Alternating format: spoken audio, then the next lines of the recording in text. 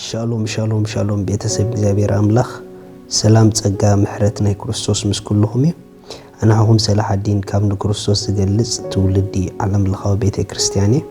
ሎሚ ድማ ነዚ መዓልቲ ዝኸውን ናይ ብርሃን ቃል ሒዝና መጺና ኣለና ኢየሱስ ንዘለዓለም ጎይታ እዩ ሎሚ ንካፈሎ ቃል ክርስቶስ አባና ዝብል እዩ ክርስቶስ አባና ሪኢኹም አሕዋት ክርስትና ክርስቶስ አባና እዩ ክርስትና ክርስቶስ አባና ህይወቱ ክገልጽ ከሎ ክርስቶስ አባና ክነብር ከሎ እዩ ስለዚ ካብታ ንጎይታና ኢየሱስ ክርስቶስ ተቀበልናላ መዓልቲ ጀሚርና ክርስቶስ አባና ምዃኑ ክንሓስብ ይግበአና እዩ መጽሐፍ ቅዱስ ቆሎሴ ምዕራፍ 1 ከምዚ ይብል ካብ ጥቕሲ 26 ማለት እቲ ካብ ዘለዓለም ካብ ውሉድ ወለዶ ተሰዊሩ ዝነበረ ሎሚ ግና ንቅዱሳኑ እተገልጸ ምስጢር ሃብቲ ክብሩ ነዚ ምስጢር እዚ ኣብ ህዛብ እንታይ ምዃኑ ከፍልጦም ንዝደለዮም ንሱውን ክርስቶስ አባኻትኩም ተስፋ ክብሪ እዩ ዝገርም ነገር ክርስቶስ አባኹም ተስፋ ክብሪ ኢልዎ ንክርስቶስ አባና ተስፋ ክብሪ ድማ ሃብቲ ክብሪ ኢልዎ ሪኢኹም ናይ እግዚአብሔር ሃብቲ ክብሩ አባና ክርስቶስ ተስፋ ክብሪ ምዃኑ እዩ ስለዚ ነቲ ናይ እግዚአብሔር ተስፋ አባና ዘሎ ነቲ ናይ እግዚአብሔር ሃብቲ ክብሩ ኣብ ውሽጥና ዘሎ ክርስቶስ አባና ምዃኑ ንዕኡ ኮንሽስ ክንከውን ስሊኡ ክንሓስብ ካብኡ ዝጅምር ህይወት ኩሉ ግዜ ክህልወና ይግባእ እዩ አባና ምንም ነገር ከምዘየለ አይንማላለስ በቲ ብደገ እንሪኦ ናይ ህይወትና ግዚያውን ሓልፎም ኩነታት ንርእስና አይንገምታ ምኽንያቱ ካብቲ ብደገ ንሓልፎ ንላዕሊ አባና ዝተቀመጠ ክብሪ ምህላው ንዕኡ ንጠምቶ ብዙሕ ግዜ ክርስቲያናት ንጋጊዮ ጌጋ ብደገ ነገራት ክንስኡኖም ምጀመርና ውሽጥና ከምኡ ጌርና ንሓስቦ በቲ ደገ ንስኡኖ ነገር ንርእስና ንግምታ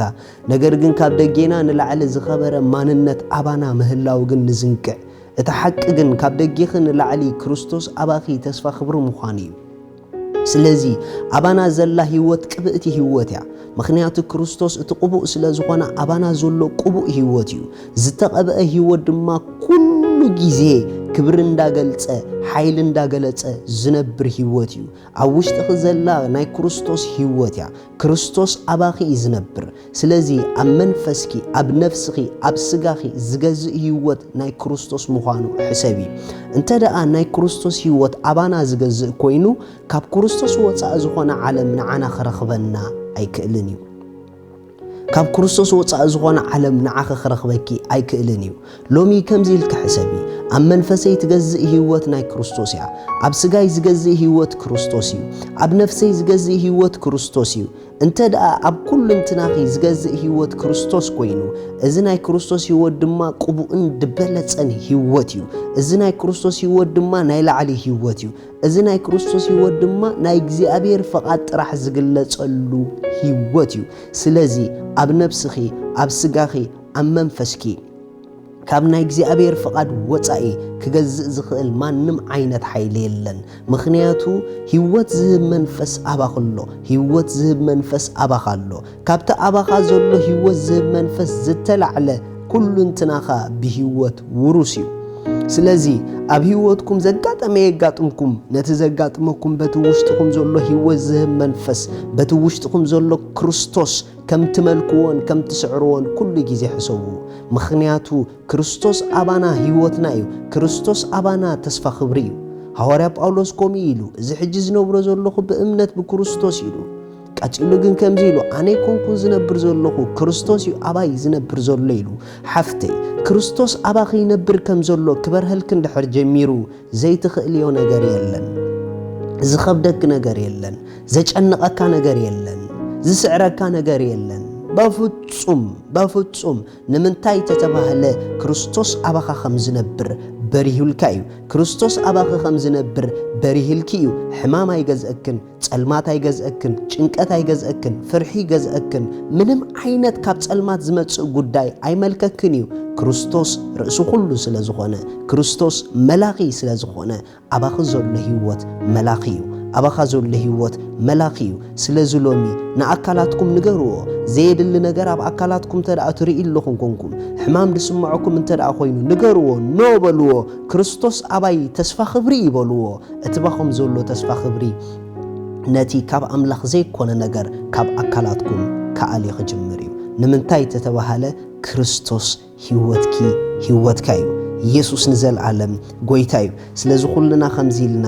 ንኣውጅ ኣባይ ዘላ ህይወት ናይ ኣምላኽ እያ ኣብ መንፈሰይ ኣብ ነፍሰይ ኣብ ኣካለይ ክርስቶስ ኣባይ ተስፋ ክብሪ እዩ ህይወተይ ኩሉ ጊዜ ካብ ክብሪ ናብ ክብሪ ብክርስቶስ ኩሉ ጊዜ ንቅድሚት ጥራሕ እየ ዝኸይድ ህይወተይ ብጥበብ ሙሉእ እዩ